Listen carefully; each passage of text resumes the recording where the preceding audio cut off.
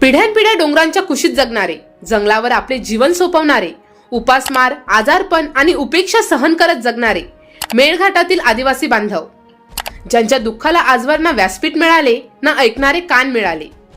अनेकांनी आयुष्यभर दवाखान्याचा उंबरठा ओलांडला नाही, तर काहींनी आपल्या लेकरांना कुपोषणामुळे गमावले. अशा वेदनांनी पोखरलेल्या काळजातूनच जेव्हा हे बांधव देशाच्या राजधानीत पोहोचले, तेव्हा त्यांच्या अश्रूंनी संसद भवनाची पायरी ओलसर झाली. ही केवळ दिल्लीची सहल नव्हती, हा मेळघाटाच्या वेदनांचा, संघर्षाचा आणि तग धरून जगण्याचा प्रवास होता. अमरावती लोकसभेचे खासदार बळवंतराव वानखडे यांच्या मायेच्या आणि संवेदनशील पुढाकारामुळे मेळघाटातील अतिदुर्गम वाड्यांमधील आदिवासी बांधवांना लोकशाहीचे मंदिर प्रत्यक्ष पाहण्याचा मान मिळाला. आमचं दुःख कुणाला कळतं का? ओठांवरचा थरकाप, डोळ्यांतले अश्रू. संसद भवनासमोर उभे राहिल्यावर अनेक आदिवासी स्तब्ध झाले. काहींच्या ओठांवर शब्दच फुटेना. आमच्या गावात रस्ता नाही, पावसात आजारी माणूस खाटेवर उचलून न्यायचा, कधी कधी तो वाटेतच जातो, असे शब्द सांगताना एका वृद्ध आदिवासी महिलेचा गळा भरून आला. तिच्या डोळ्यांतले अश्रू केवळ वैयक्तिक नव्हते, ते संपूर्ण मेळघाटाच्या वेदनांचे प्रतीक होते. कुणी आपल्या लेकराच्या कुपोषणाची कहाणी सांगितली, कुणी पाण्यासाठी मैलोन मैल चालण्याची, तर कुणी शाळा दूर असल्याने शिक्षण अर्धवट राहिल्याची वेदना मांडली. ही दुःखे सांगताना त्यांचे हात थरथरत होते, पण मनात एकच आशा होती, आज तरी कुणीतरी ऐकेल.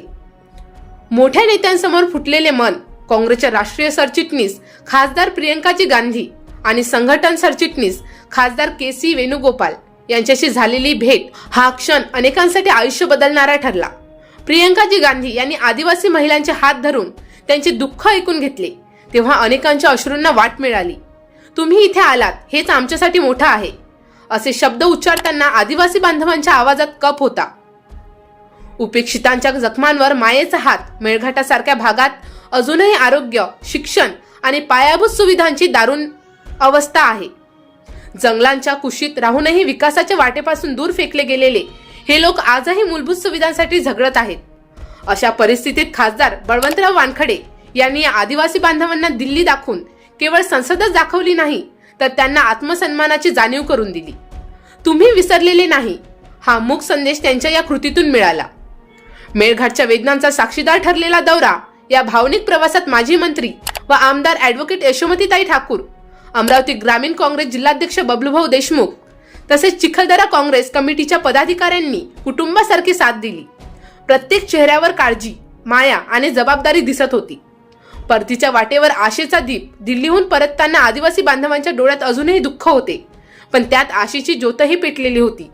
आमचं दुःख आता दिल्लीपर्यंत पोहोचलं, ही भावना यांच्या शब्दातून झळकत होती. डोंगर दऱ्यात हरवलेले वेदनांना आवाज मिळाल्याचा हा क्षण मेळघाटच्या इतिहासात कायमचा कोरला जाणार. हा दौरा एक सहल नव्हता, तो उपेक्षितांच्या अश्रूंना शब्द देणारा, त्यांच्या वेदनांना लोकशाहीच्या दालनात नेणारा आणि आम्हीही आहोत ही हाक संसदेत पोहोचवणारा एक जिवंत भावनिक इतिहास ठरला आहे. अपने अमरावती जिले में कई खासदार हो चुके, लेकिन सब आश्वासन देते गए. आज एक उम्मीद की किरण जाग उठा है.